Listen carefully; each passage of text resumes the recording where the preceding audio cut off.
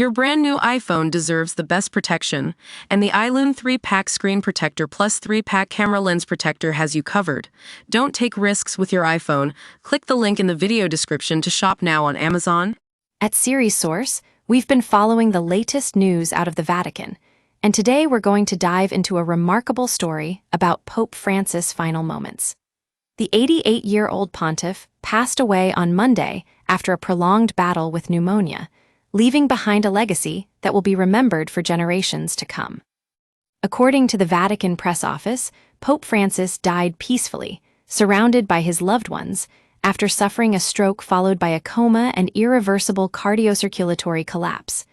But what was remarkable about his death was the way he went out, with no fanfare or public alarm. In fact, it was described as discreet and almost sudden.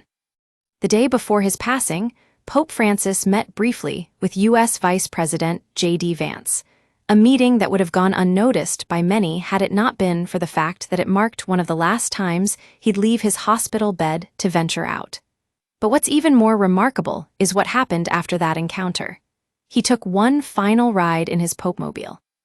As reported by Series Source, once he stepped into St. Peter's Square, the Pope was overcome with emotion, embracing the crowd and showering them with affection, especially the children. This was his first outing since being discharged from Gemelli Hospital, and it was also his last public appearance among the faithful of his life. Afterward, he thanked his personal healthcare assistant, Massimiliano Strapetti, who had been by his side for most of his 38-day hospital stay. In a poignant moment, the Pope turned to Strapetti and said, "Thank you for bringing me back to the square." This gesture spoke volumes about the special bond between the two men. The Vatican has now confirmed that Pope Francis' body will lie in an open casket in the chapel of Casa Santa Marta, where he spent his final days. His funeral will take place on Saturday, April 26 at 10 a.m. in St. Peter's Square, with a burial to follow at the Basilica of St. Mary Major in Rome.